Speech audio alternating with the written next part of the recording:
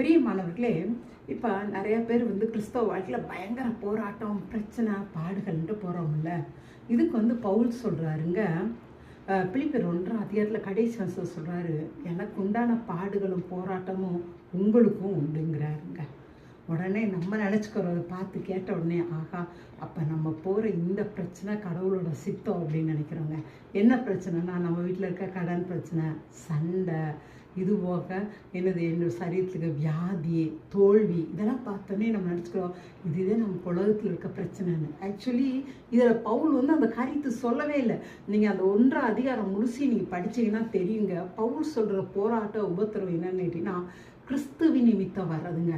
பவுல் வந்து வேறு ஊரில் போய் சுவிசேஷம் சொன்னது நிமித்தம் அந்த சுவிசேஷத்துக்காக பவுலை வந்து துன்புறுத்தினாங்க.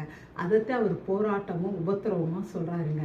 மற்றபடி வந்து இந்த பூமியில் இருக்கிற வியாதி, பணப்பிரச்சனை, சமாதான குறைச்சல், இதெல்லாம் வந்து போராட்டங்கள் இல்லைங்க. அது பிசாசு கொடுக்குறது. அதை வந்து நம்ம விரட்டும் போது அந்த பிரச்சனைகள் நம்மளோட வாழ்க்கையை விட்டு போகுங்க.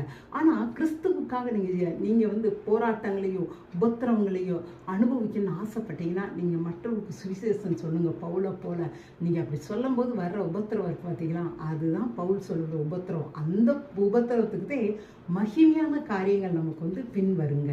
தேங்க்யூங்க. காட் பிளஸ் யூங்க.